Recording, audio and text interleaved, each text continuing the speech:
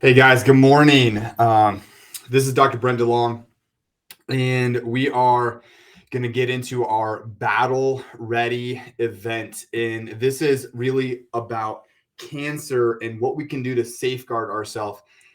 Um, my mom actually passed away from lung cancer about 4 years ago, and this has been a topic that has been very close to me. My closest mentor was diagnosed with cancer, stage four plasmacytoma with four secondary brain tumors, and he was given a month to live. And he actually beat it. He went into remission for over 6 years, all natural.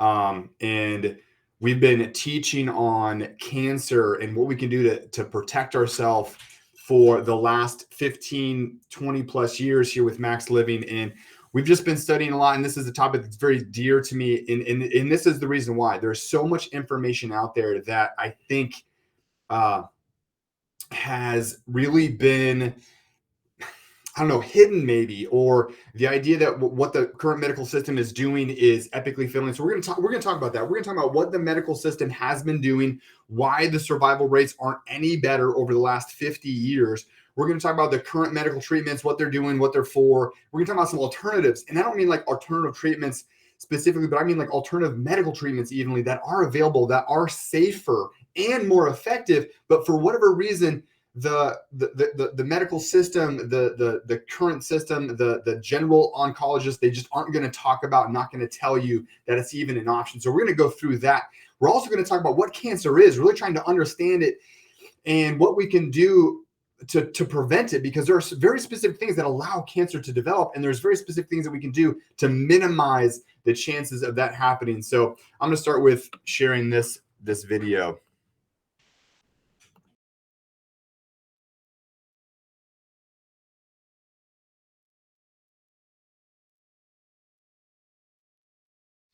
Won't you be seated, please?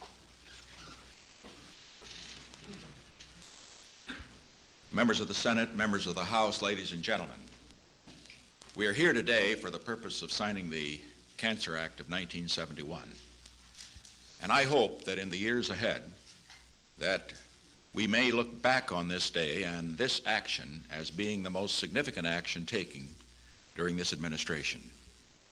It could be, because when we consider what cancer does each year in the United States, we find that more people each year die of cancer in the United States than all the Americans who lost their lives in World War II.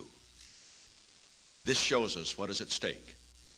It tells us why I sent a message to the Congress the first of this year, which provided for a national commitment for the conquest of cancer, to attempt to find a cure. And now, with the cooperation of the Congress, with the cooperation of many of the people in this room, we have set up a procedure for the purpose of making a total national commitment. I'm not going to go into the details of that procedure, except to say this.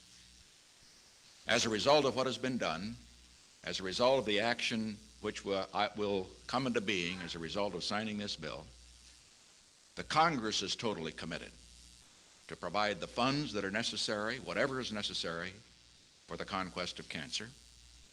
The President is totally committed. We have a presidential panel headed by Benno Schmidt, which will report directly to the President, so that the President's influence, whenever necessary, can be used to reach this great goal. And in addition to that, all of the agencies of government, the National Institute of Health, HEW, etc., are totally committed. Incidentally, it's a very good pen, but the box is worth more than the pen. We'll get the box too.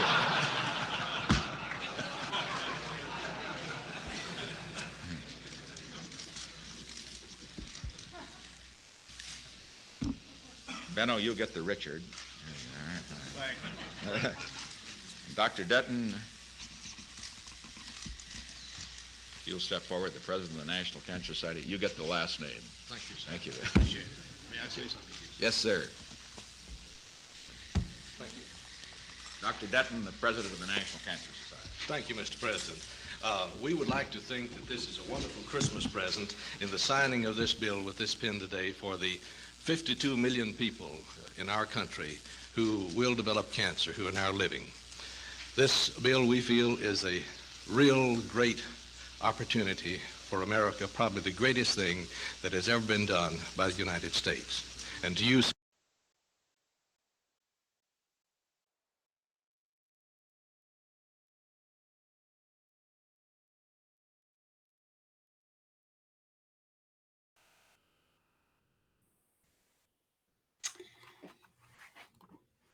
So over 50 years ago, they declared war on cancer. They created a national crusade to eradicate and to find the cure. And it's no closer. Now you look at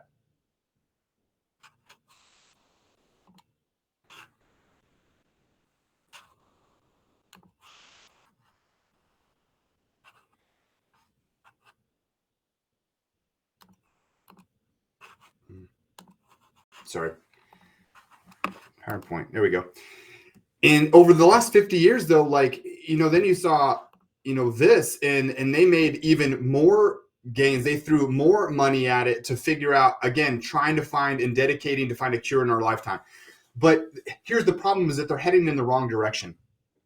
So think of it like this. Let's say that you are trying to drive to Florida and you jump in your car, but you don't have a map. Now, what you do have is something that tells you if you're getting hotter or colder. You know that game you used to play where you close your eyes and you'd walk around and your friend would say if you're hotter or colder and you're trying to find them. So you start driving and you just take off on, say, 35 going north because you don't have a map. And you're heading north and you're not getting any closer. You might, take a turn, but you have no idea which way to go because you don't have a map. Well, let's say you stop in and you buy a new car, you buy a faster car, you spend $100,000 on buying this awesome fast car, and you are able to just fly down the highway and you're smoking through, but you're not getting any closer, even though you're going faster. You're throwing more money at it. Then you spend more money on a better car. The reality is you're never going to get to Florida if you don't have a map, and that's what's going on. We're no closer.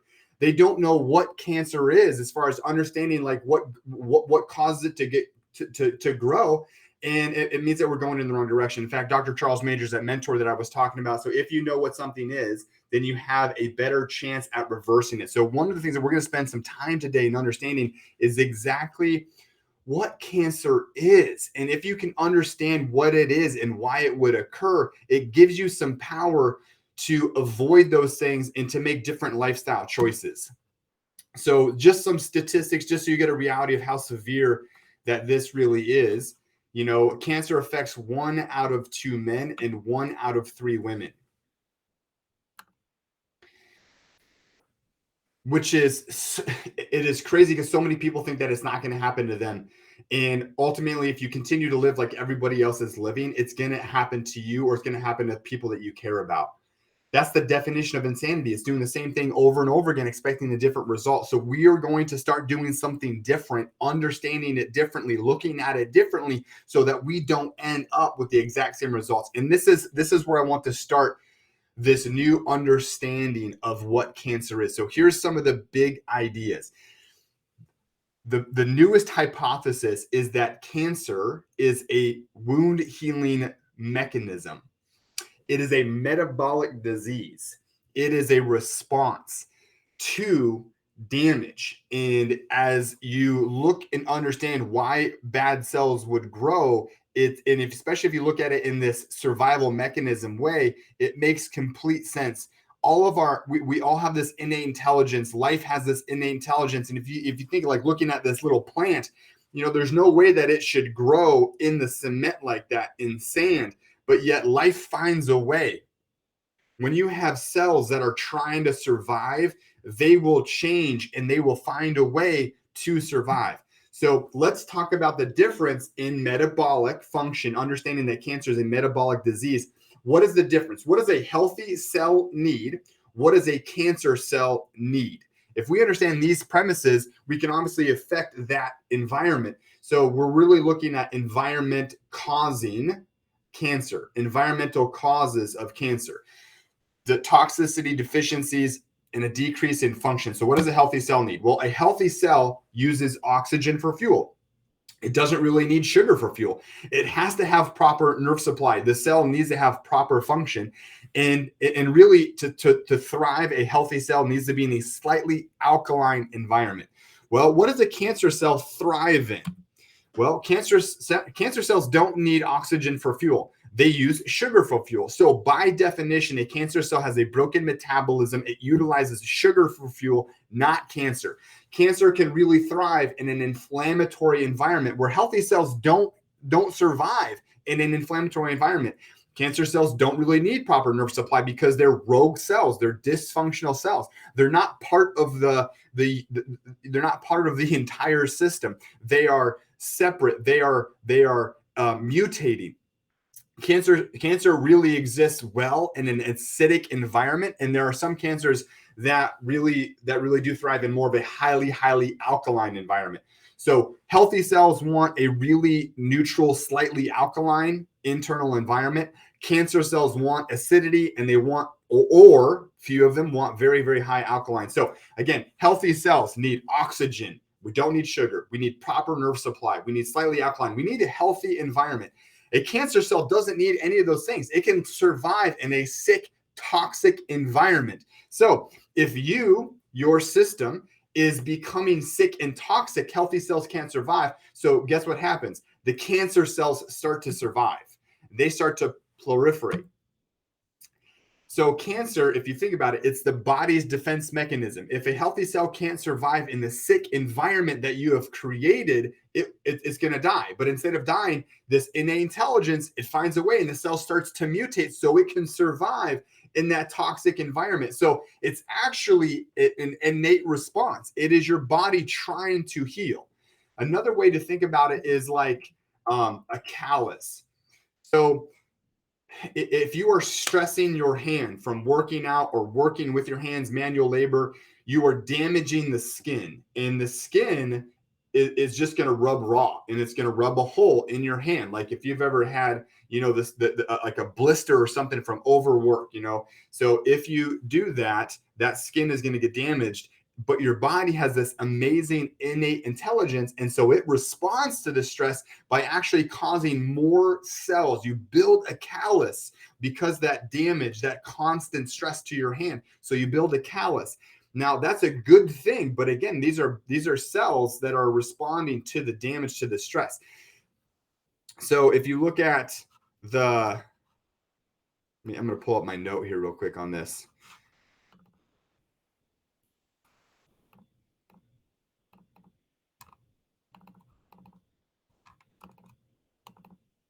So normal cells have function. They have the alkaline, the slightly alkaline, they have oxygen. You have hyperplasia, which is the abnormal multiplication of cells. So like a callus or a polyp. So if you're constantly stressing your colon, you're going to get a polyp.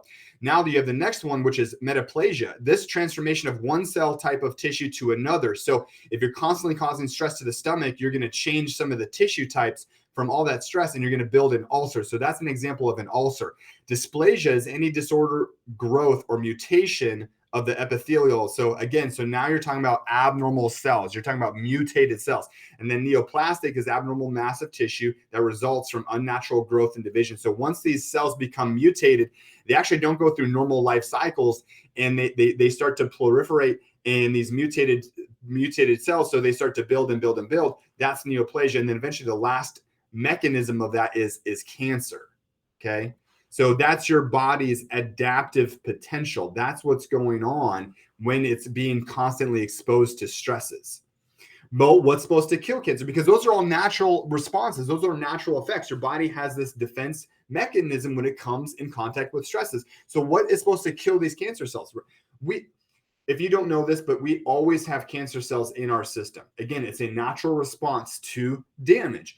But if our body is able to handle that stress, our immune system is what is designed to kill these abnormal cells. So when the body recognizes that there's these abnormal cells, part of our immune system will recognize it. It'll activate like T killer cells, and those immune cells will go and they will destroy those cancer cells as they pop up. But when you have chronic stressors, like, so if it's something that your body is getting overwhelmed with, and we're going to talk about what causes this, but if your body is getting overwhelmed, if your immune system is getting overtaxed, or it's getting fatigued or wore out, well, then all of a sudden it's not able to fight off these cancer cells. And so those cells can start to build. So it overwhelms your immune system.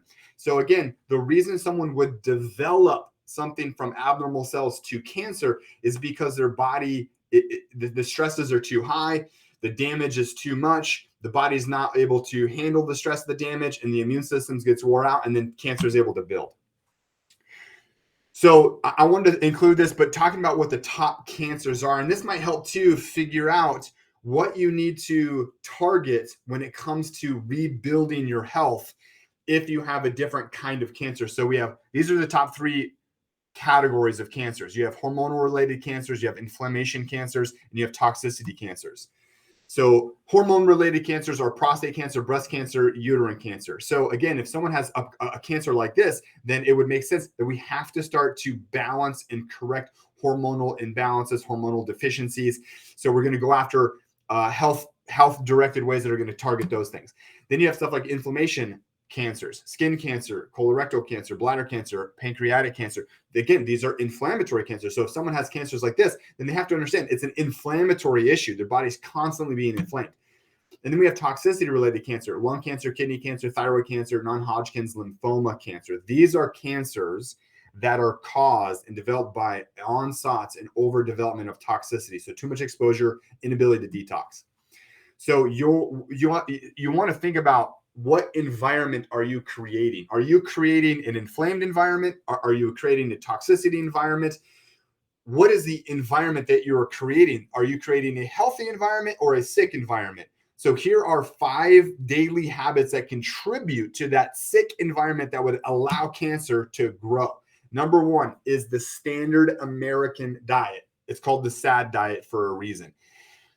Again, the definition of insanity is doing the same thing over and over again, expecting different results. So if you eat like everyone else eats, if you eat the standard American diet, just know that you are building a sick internal environment that is going to be more inducive to allowing cancer to grow than normal healthy cells.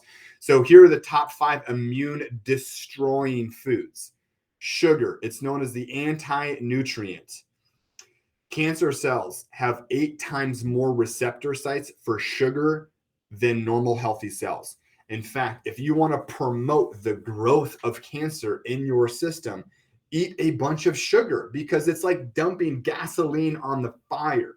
This is why PET scans work. If you drink the sugar dye and then they take a picture, they can see where the radioactive sugar is, and that's how they know where the cancer is, because the cancer is gobbling up the sugar. Okay, so we know that sugar feeds cancer. Processed foods, highly toxic nitrates that are in them. Again, it's just a bunch of things that are going to cause damage, inflammation to your system, building a sick, toxic environment. Refined carbohydrates, again, this is like the gluten, this is the sugars and all the stuff that goes with that. Fried foods, the damaged oils, the inflammation it creates, how it destroys your gut, weakens your immune system, and then artificial sweeteners. Again, they destroy your gut, and as you get your gut destroyed and it creates leaky gut, you get these internal inflammatory responses, and then over time, if you consume those enough, your body can't heal from the damage you're occurring, so the damage overwhelms your immune system, and then boom, now you're turning into a sick environment that's leading to, again, an environment that's going to allow cancer to build. So these are the 5 most damaging foods when it comes to creating a healthy environment or a cancer building environment. So if you're consuming a lot of these foods, just recognize that you are allowing your environment to be more conducive to cancer. So these are the things that you want to cut out. You want to reduce your sugar intake. You want to avoid processed foods. You want to avoid refined carbohydrates. You want to avoid fried food, especially if it's fried in, again, like vegetable oils and canola oils, things like that. Now, there's some healthy alternatives we can talk about, but artificial sweeteners, these are just neurotoxins. They are terrible for you. You should never do artificial sweeteners. And I find that most people recognize that artificial sweeteners are bad, so they're avoiding like the diet sodas, they're avoiding the aspartames, the sweet and lows. But what they're not recognizing is that the artificial sweeteners are in so many other foods that they're consuming. Like I had a patient that thought she was doing something really good. She's on this really, really great like health journey. We're coaching her through some stuff. And so she heard me talk about how like protein smoothies in the morning are really, really good for you. And so she's going to this nutrition shop down the road here, and she's getting these protein smoothies. Well, we started talking about it, and I know this place. I know the ingredients that they use, and they're sweetened with 0-calorie sweeteners. It's sweetened with artificial sweeteners. It's sweetened with sucralose. So here she is thinking she's doing something good by taking a protein smoothie for breakfast and avoiding the donuts and all the junk. But in reality, she's actually consuming toxic, neurotoxic ingredients that are actually going to be more related to obesity and weight gain and causing inflammatory responses and building cancer. So we have to be very aware of what the ingredients are in our food so we're not getting blindsided by this sort of stuff. Number 2 risk factor is stress. If we're constantly bombarded with stress, if we're not really taking time to be cautious of this stuff, then it's going to build more of a inflammatory internal environment, and it's going to be more conducive to cancer. Even just a little bit of stress. So here's just some statistics on how impactful stress is. But even just like 30 minutes of stress or anger or resentment, these sort of emotions, the impact on your physiology is massive. In fact, that 30 minutes of stress will deplete your immune system by over 40%. That's why when you are getting run down and you're stressed out to the max and it's just not going away, so it's there for days or longer, that's why you're so much more susceptible to getting like sick, getting like a bug that's been going around, or getting the flu or whatever's going around. You're way more susceptible to getting it if you're stressed out. Sedentary lifestyle. This is huge. If you're not moving enough, there's all sorts of benefits to movement, but you have a genetic requirement to exercise and to move. And if you're not moving, you're not detoxing, you're not oxygenating your system. Again, you're just allowing your body to move into this sick internal environment. So exercise is critical. Movement is critical. Number 4 risk factor is toxic exposure. And just so you get an understanding of how toxic the world that we live in, the American Red Cross took samples of fetal cord blood. And what they found is that there was over 287 different chemicals that they found in brand new baby cord blood. Okay. 84% contained mercury, 27 contained lead, 27 had DDT in it. The amount of neurotoxins and cancer causing agents was crazy. So understand, you have to identify where toxins are coming from and do your very, very best to minimize your exposure. Remember, that's essential number 5 with Max Living's 5 essentials, is to minimize our exposures to these chemicals, because these are what causes a sick environment that allows cancers to build. And number 5 is a lack of sleep. You do all of your cellular regeneration when you sleep. If you're not getting good quality sleep, your immune system's not building, it's getting weak, you're not regenerating, your hormones are not regulating. Again, a lack of sleep is going to be very, very inducive to that internal environment that's going to allow cancer to build. So let's talk about some of the common treatments that the medical system promotes. In fact, I want to play this video here.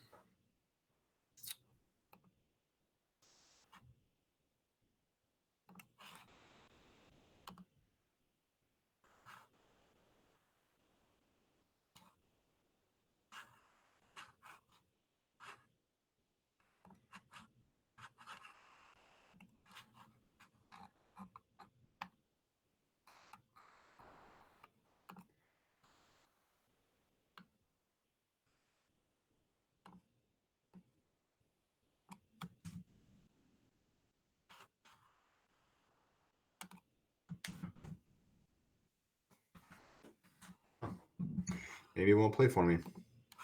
Okay. I can't get it to play. So, but I want you to watch this. This is a documentary that we've shared in the past, and it is called Cut, Poison, Burn.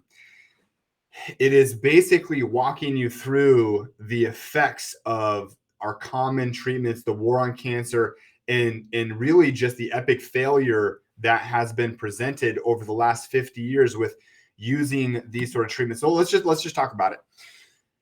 So surgery. So if you understand that cancer is a defense mechanism, and here's another thought process: is cancer does not make you sick.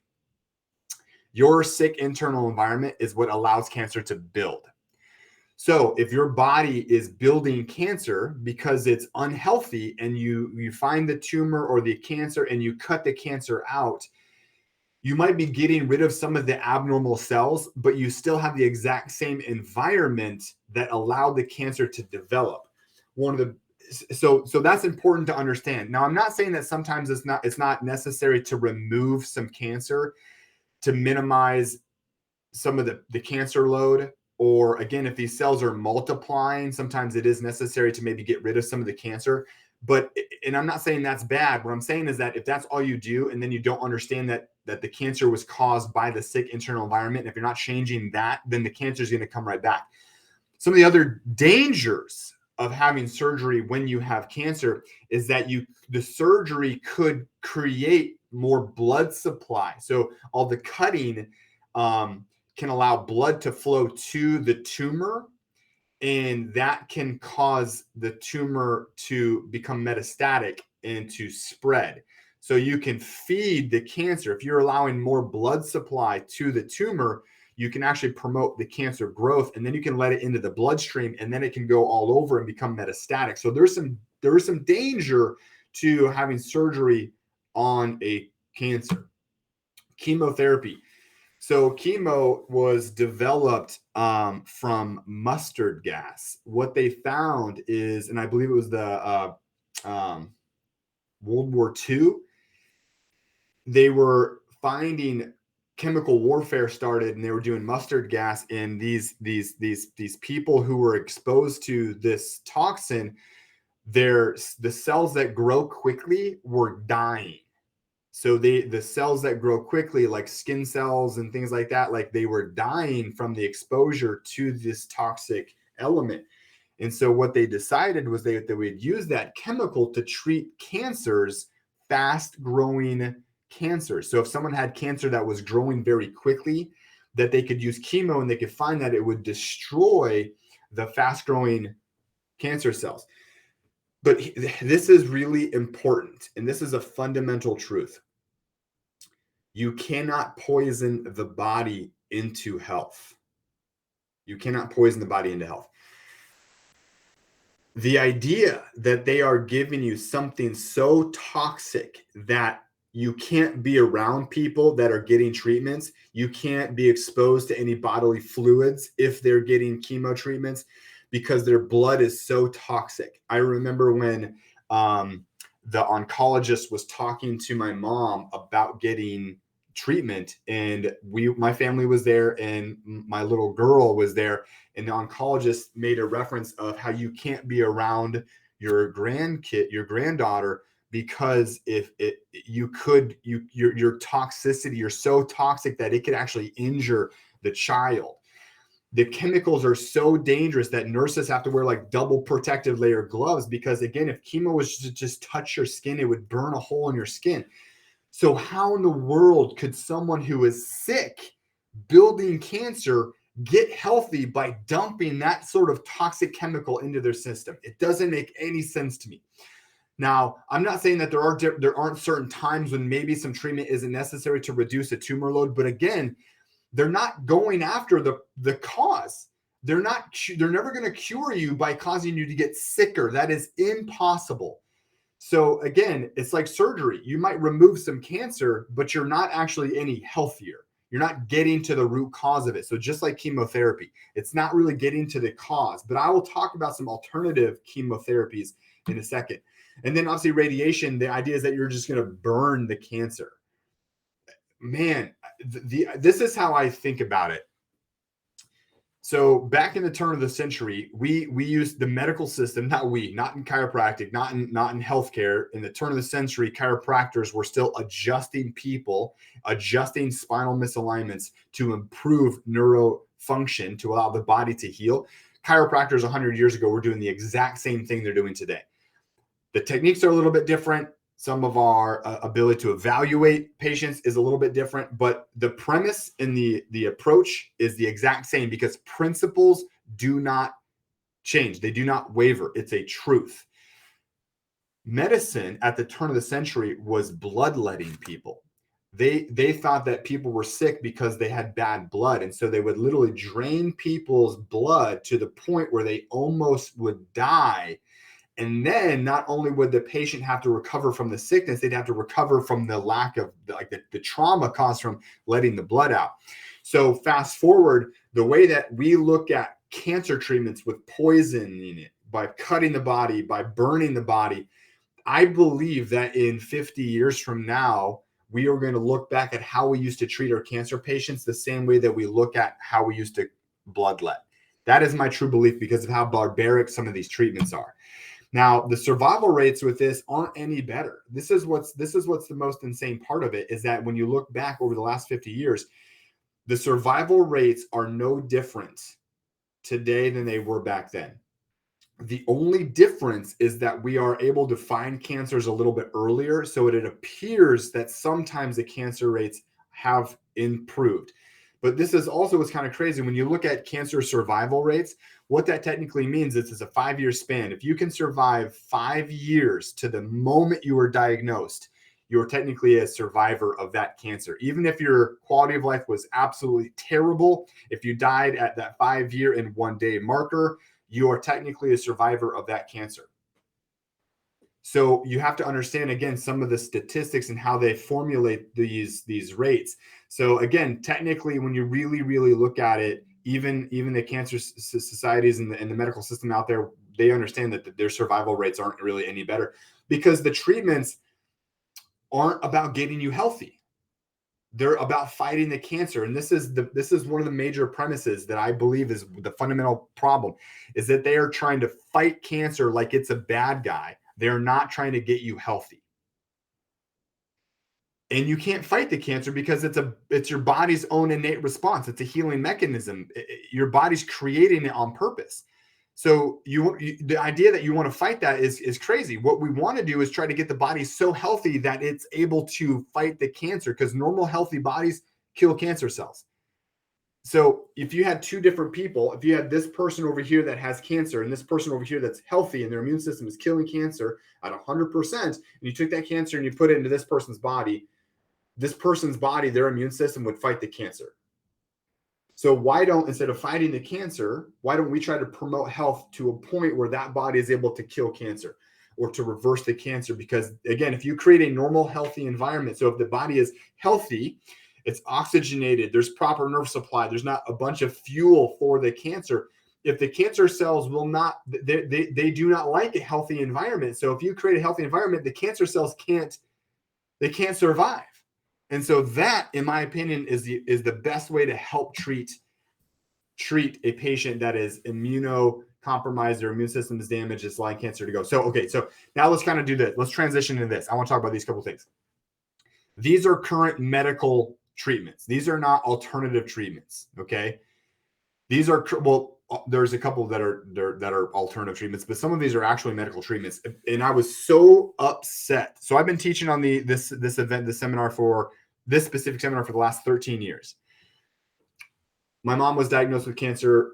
I think it was right about 4.5 years ago. This April, I think it'll be 5 years. She was diagnosed with end-stage 4 lung cancer. And when we got to the oncologist, the oncologist told her that if you don't do chemo today, you will not survive the weekend. This was on Friday. And the oncologist said, if you don't, because my mom never wanted to do chemo. She's had friends that have had cancer, saw what chemo did and how devastating, how sick the chemo makes you. Very, very anti-chemo treatments. And that oncologist said, if you don't do chemo today, you will not survive the weekend. And by the way, it was around 11 o'clock in the morning. And I kid you not, the oncologist looked at his watch and says, I'm here till 1. You have to make your decision in the next 2 hours if you're going to do this treatment or not. And then I'm going to be gone and you won't have access to treatment. And I don't think you're going to make it through the weekend.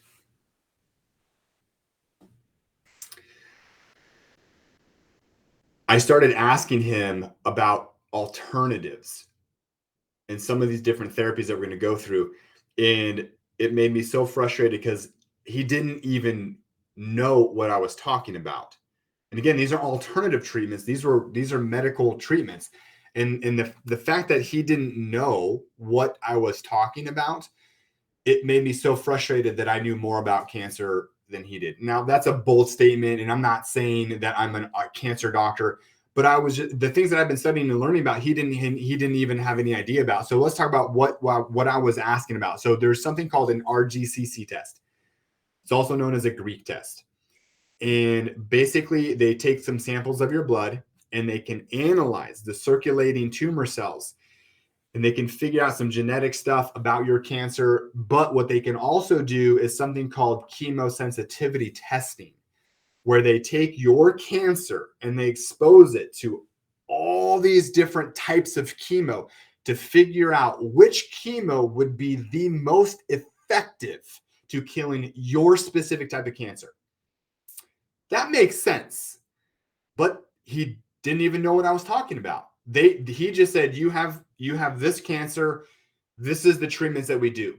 And it's literally like, and if you've ever seen like, or understand like the chemo treatments, they are just going to blast you with all this chemo. It's like an atom bomb. They're just dropping atom bombs on the city to burn out some varmints. Okay. So if you have an infestation of rats or something in a city, and that's the cancer, and the city is the person, the chemo is like dropping atom bombs. You're just destroying the entire city to try to kill the infestation of the rodents. The chemosensitivity testing, the idea is that this is going to be more like snipers in there trying to target, like putting traps out and targeting specifically these rats. So you're not damaging the entire city, you're just killing the rats. That's what a chemosensitivity test will tell us. And so when you have that, then it allows you to use a significant lower amount of chemo because it's more effective. So instead of the atom bomb, you're just using smaller amounts because it's more efficient. Okay, that's what a chemosensitivity test does. So if I ever got cancer or someone I love got a cancer, this is the kind of test that I would want to do. Now, I wish I would have been able to do this on my mom. There's a lot of reasons that we couldn't have it done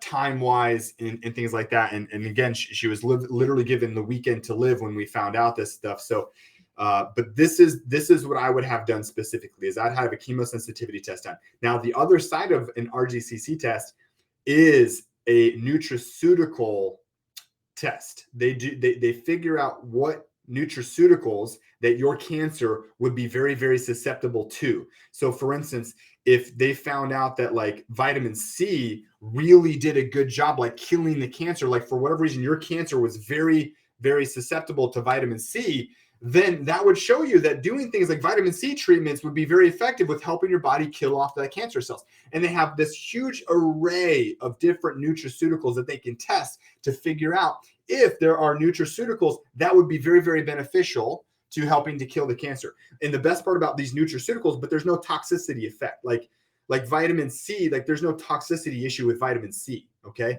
So understand, like there are things that they can do testing wise to figure out what kind of treatments that they can help you with. The next one was something called insulin mediated chemo or treatment, or another word is insulin potentiated therapy, so IPT. So basically what they do is they give a patient insulin to get rid of all the glucose, all the sugar in the system. And by doing that, it increases like imagine like if you reduce all the food, the cancer cells, their mouths are wide open because they're starving, they're trying to get food. So if you eliminate the food source, it causes the cancer cells to be very, very susceptible, very open, okay, for sugar. And then what they'll do is they'll use low dose non-toxic chemo where they actually attach sugar to chemo. They'll use it as a binder, kind of like how a PET scan works. And then they introduce that into the system. And so the cancer cells will gobble up all this sugar, but it's attached to chemo. And so it's poisoning the cancer cells. So it's that. So instead of an atom bomb, that is like a heat-seeking missile. So that is going in and finding specifically where the cancer cells are, and then boom, it's killing the cancer cells. So that is insulin-mediated chemo or insulin-potentiated therapy, okay? So again, that allows you to do a significantly lower dose non-toxic type chemo, okay? Then we have the nutraceutical treatments, which we talked about. So intravenous vitamin therapy, and this does two things. It can actually kill cancer cells, but it can also increase your immune system. So there's a lot of things nutraceutically that you can take that will help to improve the strength of your immune system. And the other one, and this is a little bit more of an alternative treatment, but this hyperbaric chamber treatments. It's an oxygen therapy. Remember, healthy cells need oxygen. Cancer cells don't like oxygen. So when you can super oxygenate your system, that it can increase your body's ability to destroy cancer cells. In fact, Dr. Otto Warburg, and this is, I can't remember exactly when this happened. Maybe back in the 60s or 70s. Dr. Otto Warburg, I'm not saying that correctly. Dr. Otto Warburg, he won a Nobel Prize by discovering that if you can take a cell and create an environment that is deficient in oxygen, once it gets to around 70% deficient in oxygen, the cell mutates and the cell transforms into a cancer cells to utilize sugar for fuel because there's no oxygen present. When he reintroduced oxygen, the cell could turn back to a normal, healthy cell. So oxygen therapy is very, very good for helping your body create an environment that would allow healthy cells to thrive and cancer cells to not. This is also why a sedentary lifestyle is so dangerous. If you are not exercising, if you're not moving, if you're not again oxygenating the system. So walking is good, but I'm talking about like getting to a point where like you're breathing a little bit. That is oxygenating your system. So a lack of exercise, a lack of movement, a sedentary lifestyle, you're really not oxygenating your system. So you're creating an environment that's deficient in oxygen. And as that occurs, that will allow an environment to be more conducive to allowing cancer cells to thrive. Okay. Another way that'll happen is if you're consuming those foods that we talked about that are creating inflammatory responses, or if you look at like my last webinar that we talked about inflammation and inflammatory, like what's causing inflammation. If you're living a lifestyle that's causing extra inflammation, the cell membrane, which is a lipid bilayer, a fat bilayer, those cells, they become inflamed, and that's also what will stop oxygen's ability to come in and out of that cell. So the cell won't be able to breathe very well because that outer layer is being inflamed. And so again, now the cell is not having the correct amount of oxygen. And so again, it will shift to this mutated version of it as a defense mechanism so it can survive and using sugar for fuel. So sedentary lifestyle, inflammatory internal environments, those things that are causing a lack of oxygen. So by reducing the inflammatory environment, by exercising, or even by doing hyperbaric chamber treatments where you're super oxygenating the blood, those are things that can really help to create a better environment so that the healthy cells can live and the cancer cells can die. So if you are going to get traditional treatments, what you need to do to make them more effective. I will never forget this. Early in practice, we were doing some work with the Children's Miracle Network, and we were doing some partnerships for some events and some seminars like this one. And we were getting a tour of the OU Children's Hospital, and we were on the cancer ward, and it was a pediatric cancer ward. And we were getting a tour, and this little boy had just got done doing a treatment. and he was sitting there with his mom drinking a Sonic Slurpee, which you can imagine is all sugar.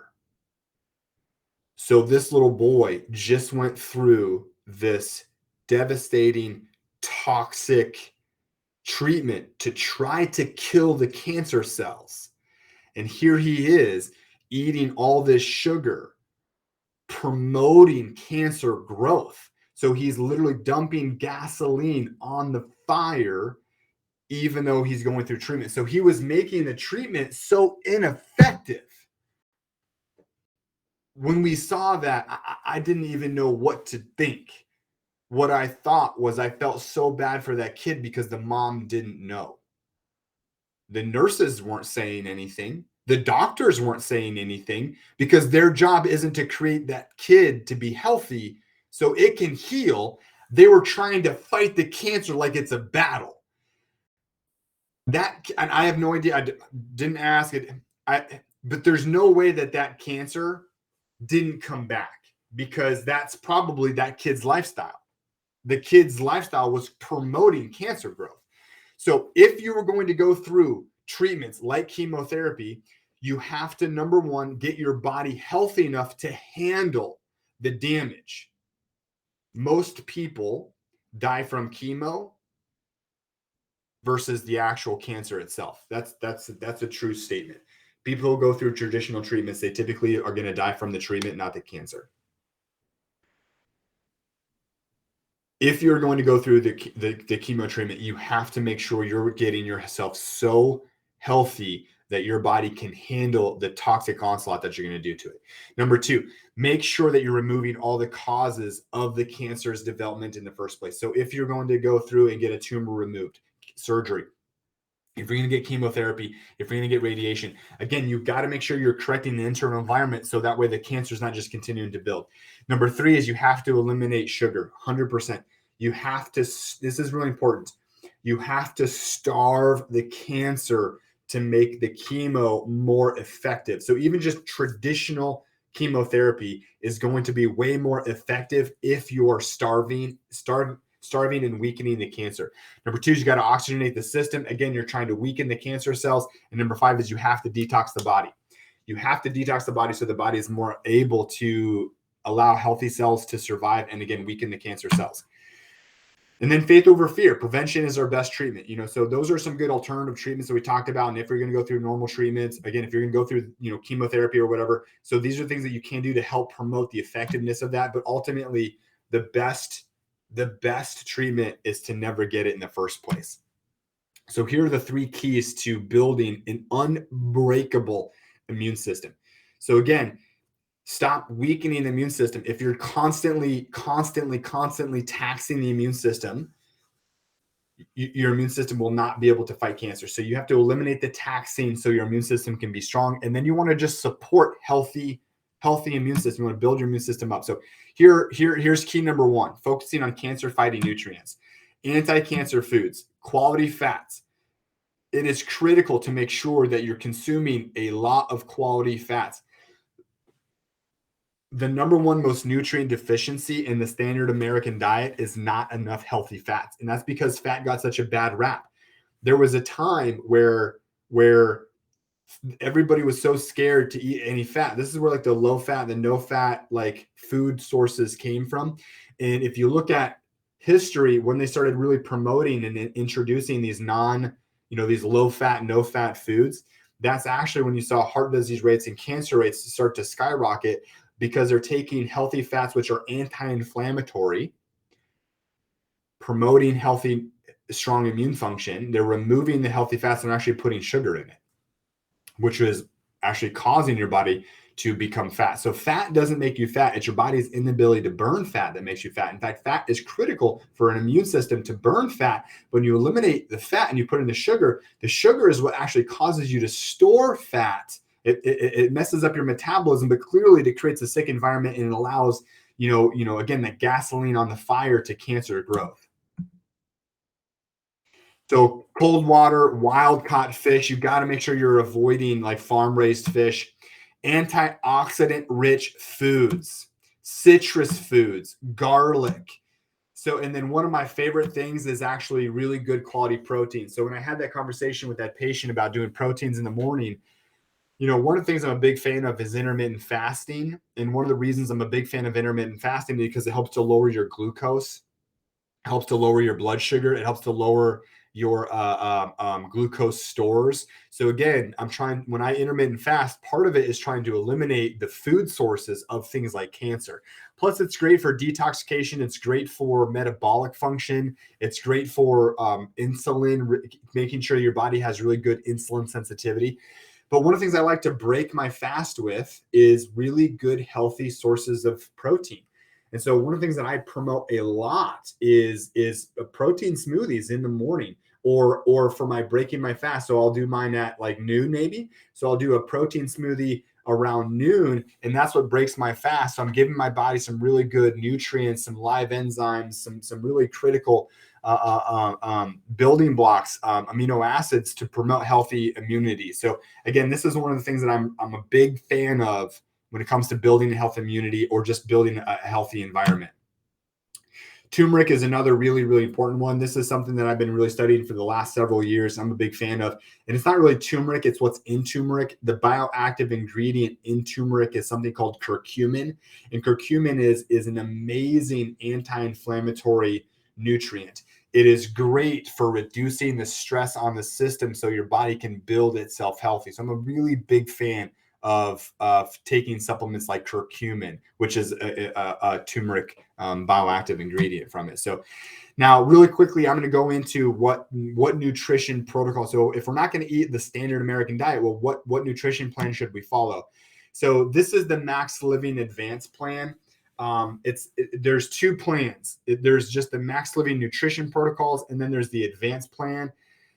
The advanced plan is a little bit more strict. It's definitely more of a healing diet. It's an anti-inflammatory diet. So if you were considering whether you want to just follow the normal, natural, like Max Living approach to food, like just the Max Living nutrition plan, which is more like a whole food approach, the advanced plan, if there's a presence of disease processes, if there's things like weight loss resistance, if there's metabolic issues, so overweight, obesity, if you have warning signs like high blood pressure, high cholesterol, if you have insulin sensitivity issues, so if you have insulin resistance or high blood sugar issues, if you have obviously if you have stuff like cancer, I mean, if you have any health issues, I would really, really recommend trying to do the Max Living Advanced plan as your body's trying to heal. So here's kind of the general rules. You want to eliminate grains. You want to eliminate anything that's going to increase insulin, technically. So no sugars, no grains. You want to increase your healthy fats. So we're avoiding all the damaged fats. You want to avoid any processed meats. So you want to look for more organic, grass-fed, wild-caught, free-range animal or meat products. And then ultimately, too, the only fruit you want to do are lower on the glycemic index, like berries, Granny Smith apples, things like that. So you don't want to consume even some of the fruits like melons, bananas, even though those are typically pretty good for you, but they're just high in sugar. And so again, you don't want to eat those things when you have something like cancer, because it's going to promote, again, too much blood sugar, which can increase the rate of cancer growth. So you're reducing all the sugar, you're avoiding the grains, you're increasing your healthy fats, you're getting healthier forms of protein, and then obviously you want to do like low on the glycemic fruits. So again, those are really good antioxidant foods, which are going to help fight cancer. This is huge. Vitamin D and sunlight. Well, let me hit on this real quick. I'm going to talk about vitamin D real quick. This is in disease incident prevention by serum levels of vitamin D. So basically what this chart talks about is if you can get your blood serum levels of vitamin D up to a certain point, this is the rate at which it decreases the rate of these certain diseases. So these are the list of the diseases over here on the left. So all cancers combined, what they find is that if your blood serum level is up close to 40, it can minimize your total risk of cancer, it looks like, by 77%. Breast cancer, if you can get your blood serum levels up over 50, it can minimize your risk of breast cancer by 83%. breast cancer is a huge deal. There are so much fundraisers and promotion, the pink ribbons, like all this sort of stuff. Have you ever heard that just by increasing your blood serum levels of vitamin D3, if you did that, it can minimize your chances of breast cancer by 83%. If it was about preventing breast cancer or curing breast cancer, they should be talking about this, but they don't. It's not, again, the pharmaceutical system, whatever, I don't believe that they're trying to cure anything. They're trying to fight the disease process, and it's a money-making machine.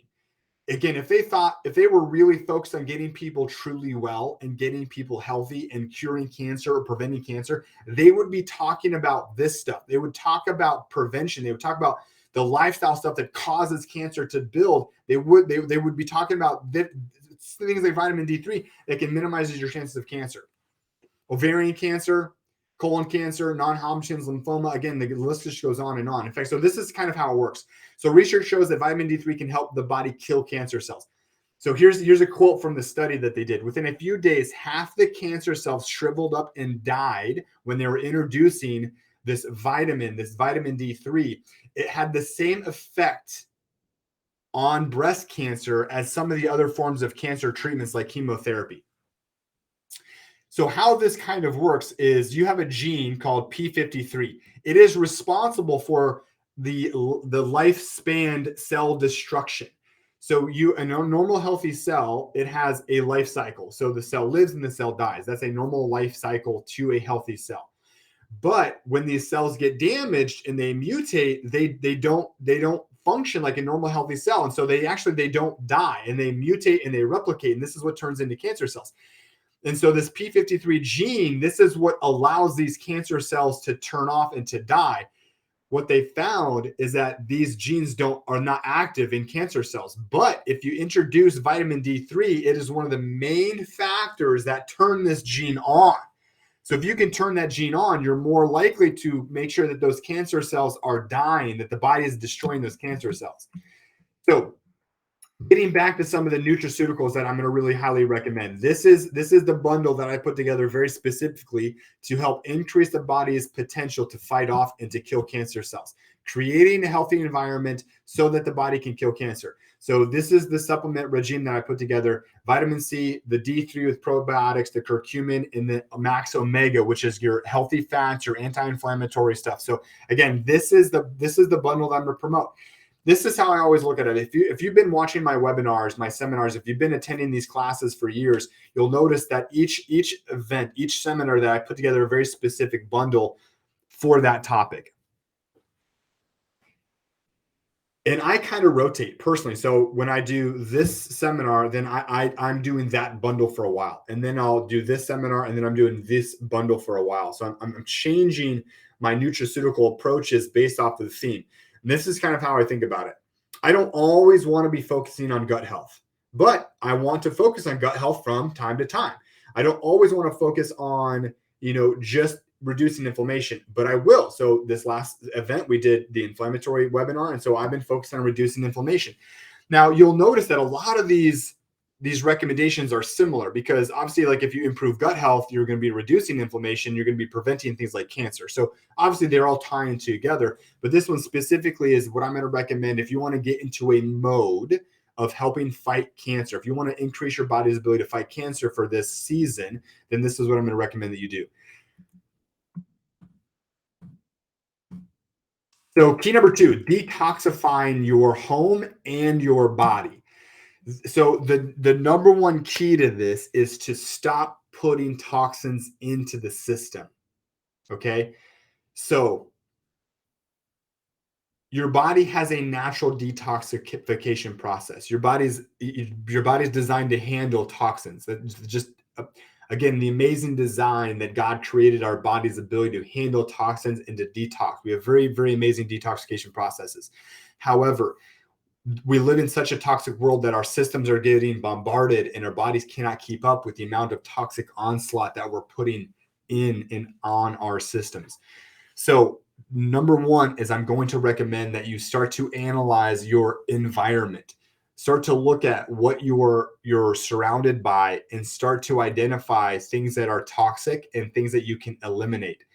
You can't eliminate all the toxins. So for instance, not all of you are going to go out and buy an organic bed that doesn't have flame retardants.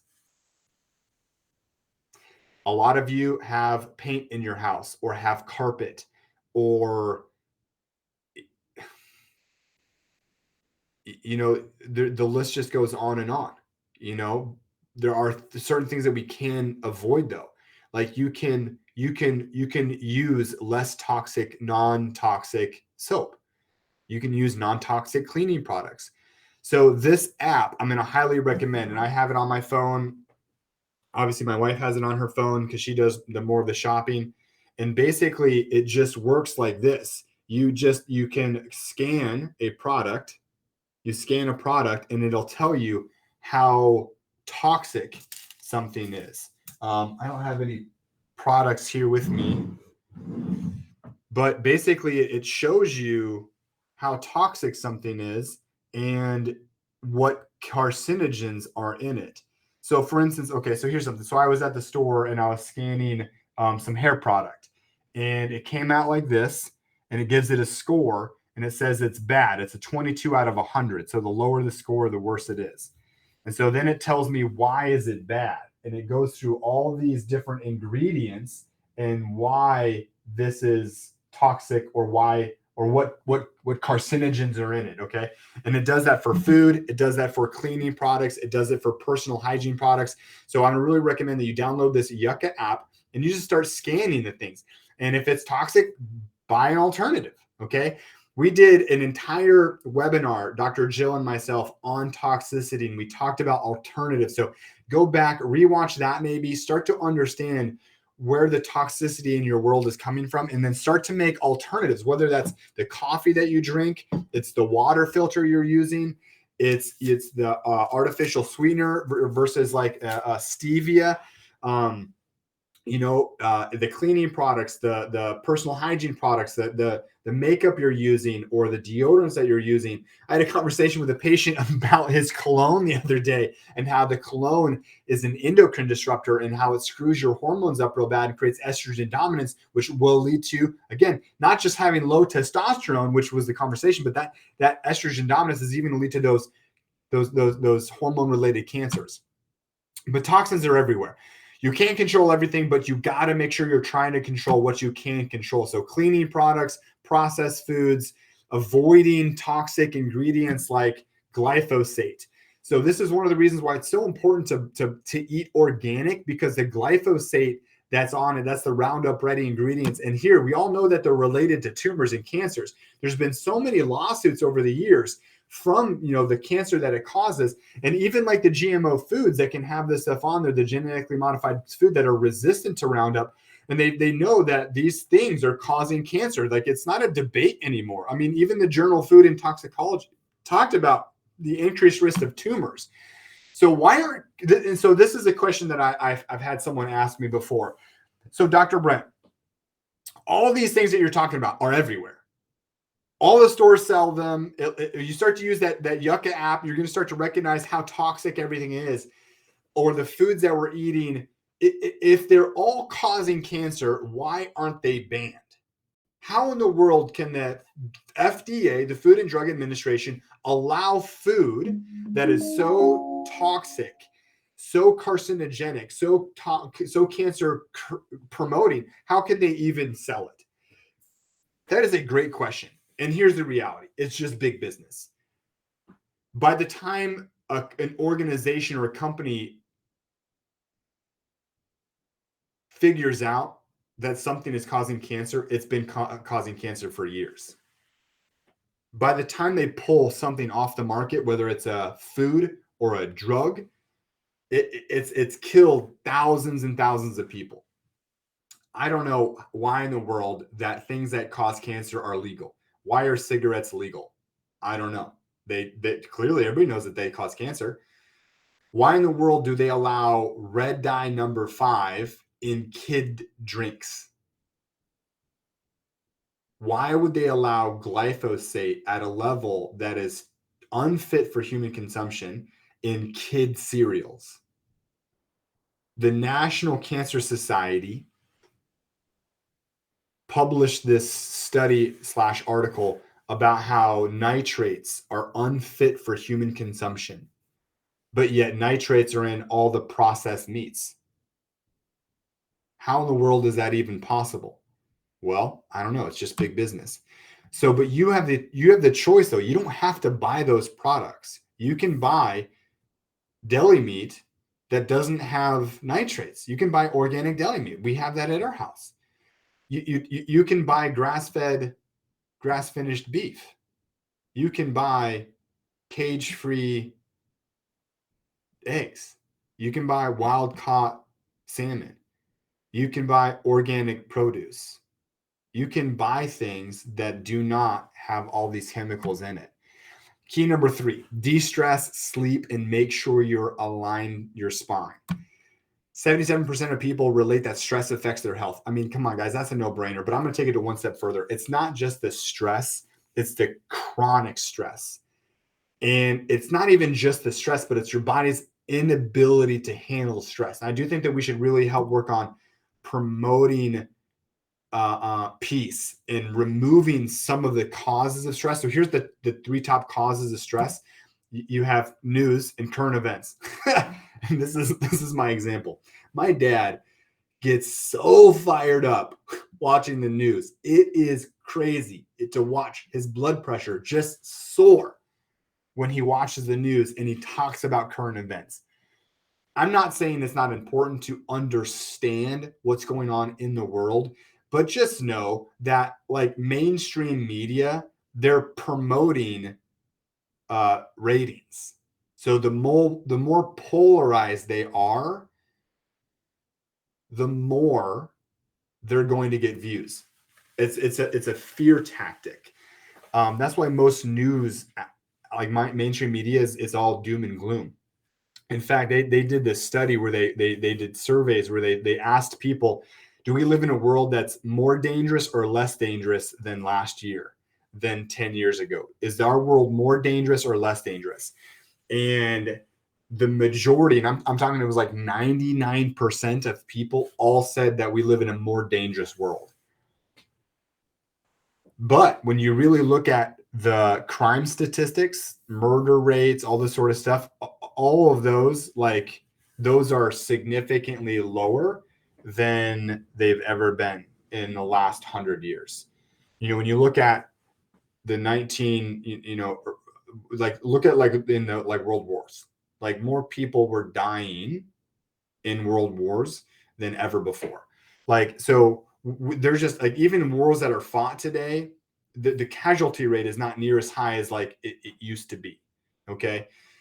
So less people are, so crime is lower, murders are lower, like all this. So technically, like the reality is that we live in a safer world, but the news makes us think that it's more dangerous.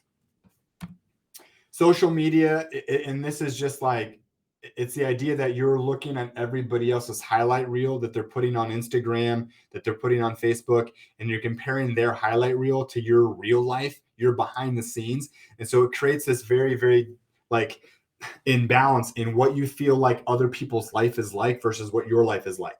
So if you're comparing like other people's highlight reels, like all their vacations and how their kids are perfect and they're doing this and this, and then you look at your behind the scenes thing where like you're looking at your struggles with your family, with your kids, your spouses, your finances. When you're looking at your behind the scenes mess with other people's highlight reels, no wonder we get so depressed. Okay, so just understand that like everybody else has crap going on too. So don't think that their social media life is their real life. So just understand that the more you look at social media, the more depression, anxiety that it builds. And then obviously, you know, you have work and occupation. You know, if your job is insanely stressful, that just know that's going to overwhelm and it's going to create disease processes. Now, I will say that some of those stresses you will never get rid of. Like I say this all the time, but sometimes your greatest joys in life are also the sources of your greatest stress. So the idea isn't to just try to eliminate all your stresses. Now, some of them you can absolutely eliminate. You don't have to watch the news, or you don't have to watch mainstream media. You don't have to be on social media. again, like you can maybe change your job or try to reduce certain stresses at work. You can do those things, but what you don't want to do is like get rid of your kids. Okay. So some stresses we can't avoid, some stresses we can't. So in my opinion, the idea is that we want to make sure that we're trying to reduce stresses, but we also want to be able to increase our bodies to handle stress. So stress doesn't cause disease. It's the body's inability to handle stress, to regulate from the stresses, regulate those stress hormones. And so that's why it's so important to be healthy and strong so our body can handle the stress, okay? Not just eliminate all the stresses. So obviously, yeah, when you're stressed out, your immune system is depleted. It increases your risk of cancer. So we want to focus on peace. So again, peace management. And some of it can be just like, doing better with planning, war planning. So, we talk a lot about sitting down on Sundays and trying to plan out the week so we know exactly what we have to do and where we're going to do certain things, and trying to balance our time so that it's that we are able to get in the things that are important for us, whether it's date times, or whether it's spending time with the kids, or whether it's time for working out, or whether it's time for just de-stressing. Like, it's important to make sure you're planning for that. So again, focusing on creating the life that you want. So here's just some really interesting stuff. I'm going to get into some cancer killing research, and this is Siamese twins, obviously. Give me one sec here. Their names are eluding me. I want to get this right. This is really cool.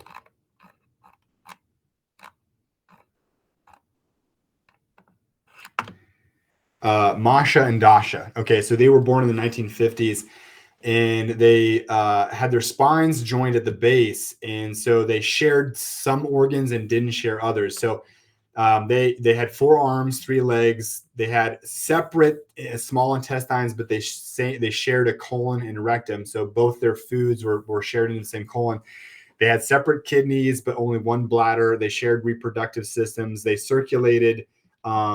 Their circulation system was interconnected, so they shared the same blood supply.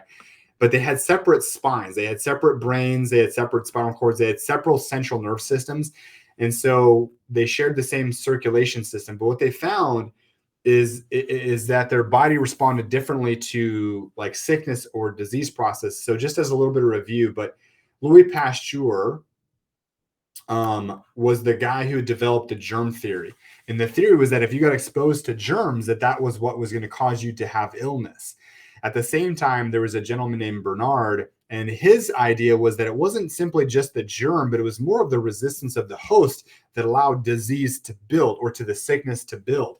And so think of it like a seed. A seed does not turn into a plant. The seed needs fertile soil.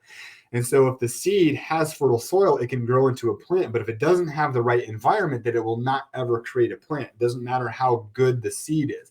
So if the virus or the germ finds a host that the immune system is strong and that the body is healing and super healthy, that will create a sickness. Versus if the environment is weak and the immune system is weak, and now we're exposed to the germ, well, boom, now all of a sudden now we have the sickness. So it explains why a kid, a class full of 10 kids are all sharing the same germs. Only 3 of them get sick, 3 of them don't. Or a family, they're all sharing the same germs. Mom gets sick, kids don't. I don't know. So this happens all the time, where there are sickness in people around them and they're sharing the same germs, but not everybody gets sick. So if the germ theory were true, then there would be nobody around to talk about it, because there's germs everywhere. And if you're exposed to germs, and if the germs would cause you to get sick, you'd all be sick. So it's not simply just the germ, it's your resistance, it's the health of the individual that would allow that sickness to build. So what they found is that between these two people, they responded to sickness very, very differently. And what this evidence really shows is that even though they shared a lot of the same organs and they shared the same blood, they had separate nerve systems. And the nerve system is what's in charge of regulating immune response. It's what regulates immune production. It's what allows you to interact with an environment and respond and adapt. Remember, your nerve system is what's in charge of every every bit of your physiology. Your brain and your spinal cord is what controls your body's ability to adapt to stress. So if your nerve system is functioning very, very well, that your body's adaptive potential is very, very high. And so this is their understanding of why when they got exposed to different things, one of the twins would get sick, one of them wouldn't. One would get the flu, one of them wouldn't. One would have allergies, one of them wouldn't. And the reality is it was their nerve systems were different. They had individual nerve systems. That was the main thing that they didn't share. And that's what really allowed their resistance versus their susceptibility. So your nerve system is what's controlling everything. So, and again, it's not just like the nerve system material. And this is really important differential. This is something that's important to understand. It is your innate intelligence that runs your body.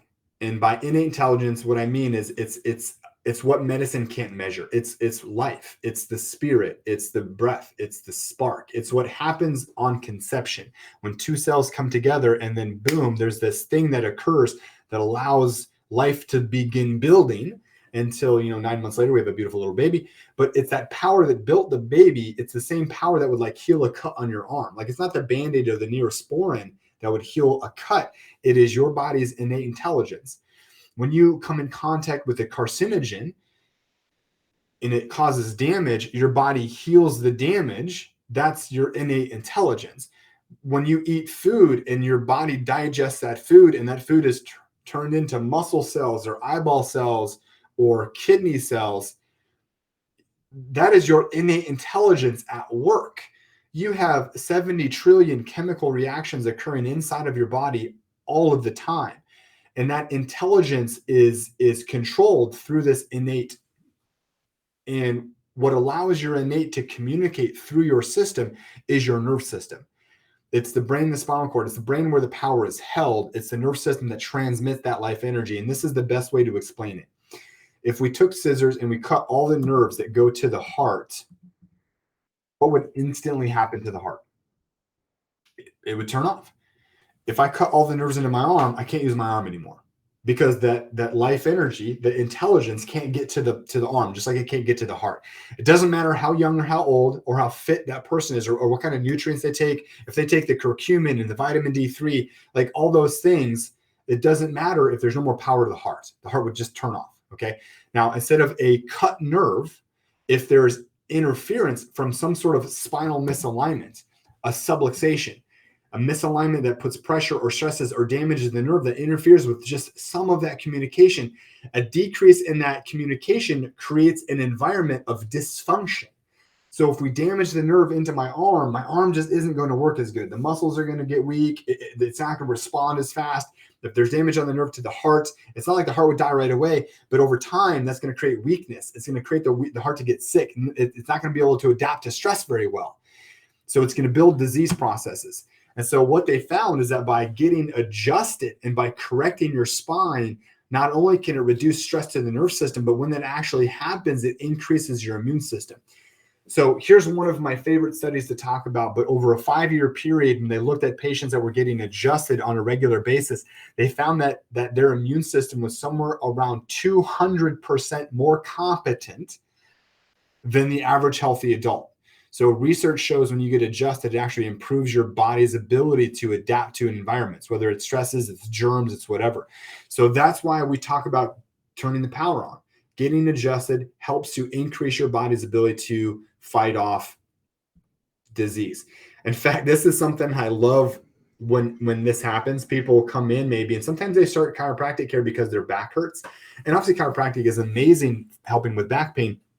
But as they go through their care and we're getting their spine adjusted and getting correction and they're feeling better, we'll ask questions about, hey, what are some of the things that you've been noticing that's different now that you've been getting adjusted for this, period of time?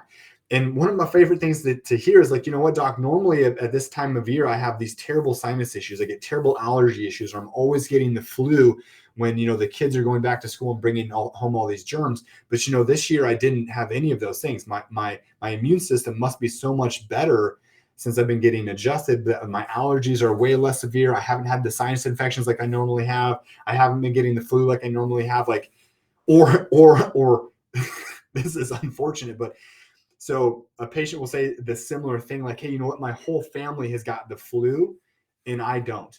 Well, that's the only family member getting adjusted.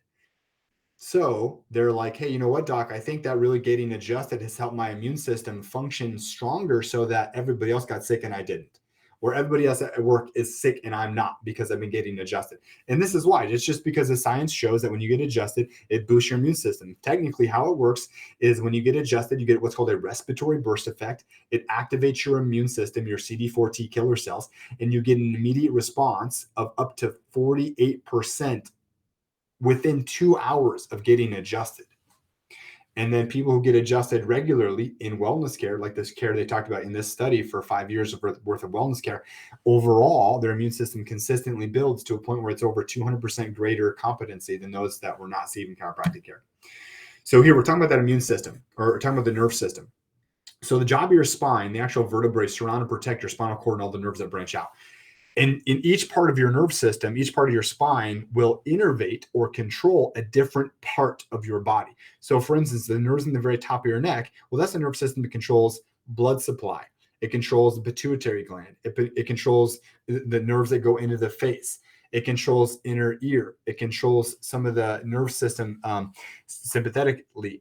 And so when you look at areas in that spot that could be misaligned, so if you have a misalignment in that top part of your neck, over to the right, the effects of misalignment, you can see symptoms like headaches, nervousness. So in fact, one of the things that it actually helps to regulate is serotonin levels or dopamine levels. So if there's a subluxation in that top part of your neck, it increases your body's inability to regulate serotonin.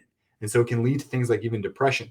So people who get adjusted, something they notice is they sleep so much better. So insomnia can be related to pressure on the nerve system. So obviously sinuses, head colds, blood pressure. There was a study done in the Journal of Hypertension. So the medical journal of hypertension showed that correcting the spine in this upper part of the neck lowered blood pressure 18 points on average, better than 2 different medications, including lisinopril. What's crazy is that your medical doctor never told you that. So instead of telling you should get adjusted by a good corrective care chiropractor for your blood pressure, he says, hey, you should take this medication. Again, he should have told you that because, again, we see it so many times. Someone comes in the office and they start getting adjusted, maybe, again, because their neck started hurting, but they get adjusted and they start to realize, hey, you know what? I don't need my blood pressure medication as much because my blood pressure is now starting to regulate on its own. Okay.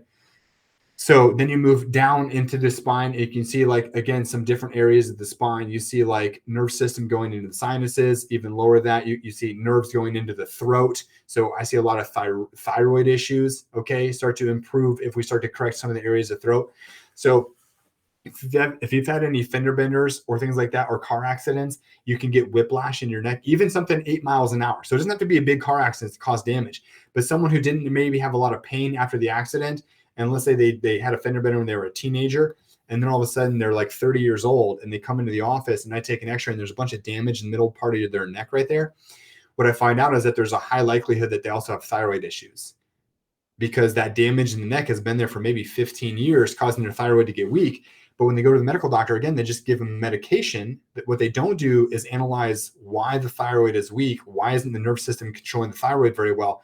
And they don't do that. So when they come in here and they start to get adjusted, and we start to get some pressure off the nerve system, and we start to correct their spine, I can't tell you how many patients have been able to reduce or maybe even eliminate some of their thyroid medication because we're actually improving that nerve system's ability to control the strength of that thyroid.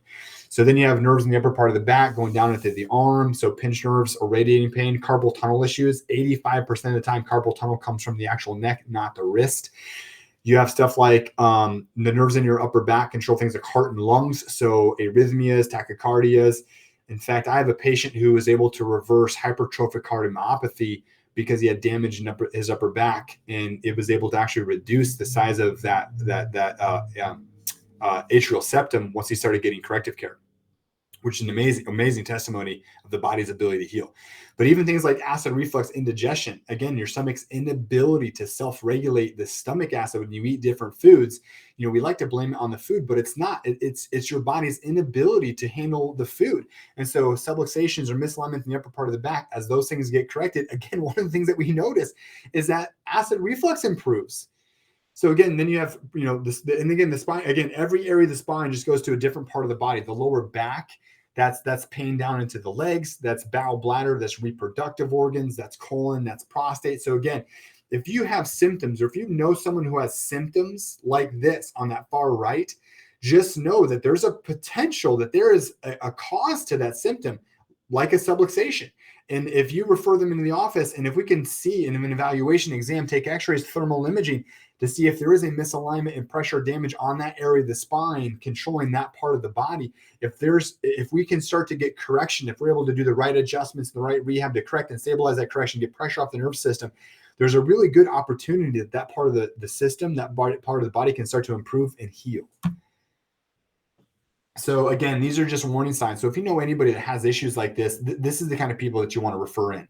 Headaches. I have so many patients that walk in with headaches and get adjusted and they walk out without it.